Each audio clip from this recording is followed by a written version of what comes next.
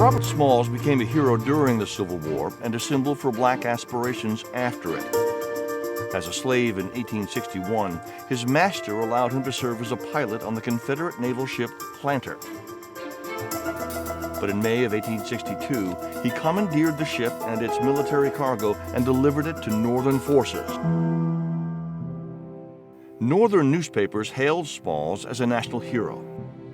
He joined the Union Navy and was soon commanding the Planter in the service of the Union. He also persuaded Secretary of War Edwin Stanton to allow blacks to fight for the Union.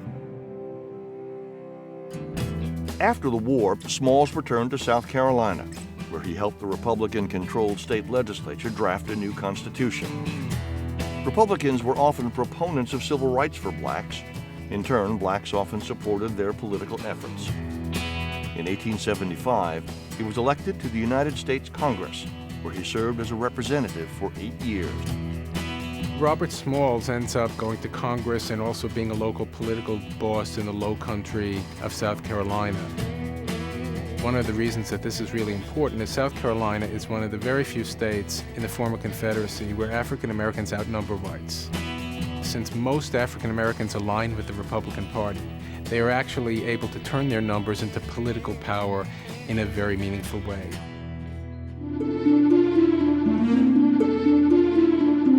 The rise of black elected officials angered former Confederates who vowed to retaliate.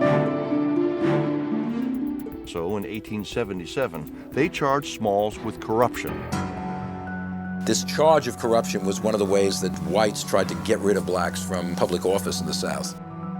They just make up charges and then they hold investigations. They're trying to get them out of office.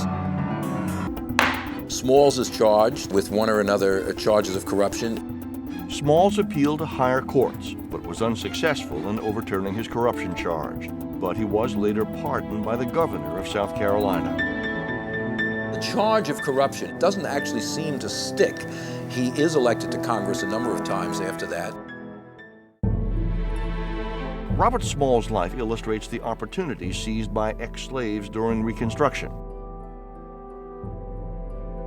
It also illustrates just how much Southern whites were determined to take away those opportunities, and often did.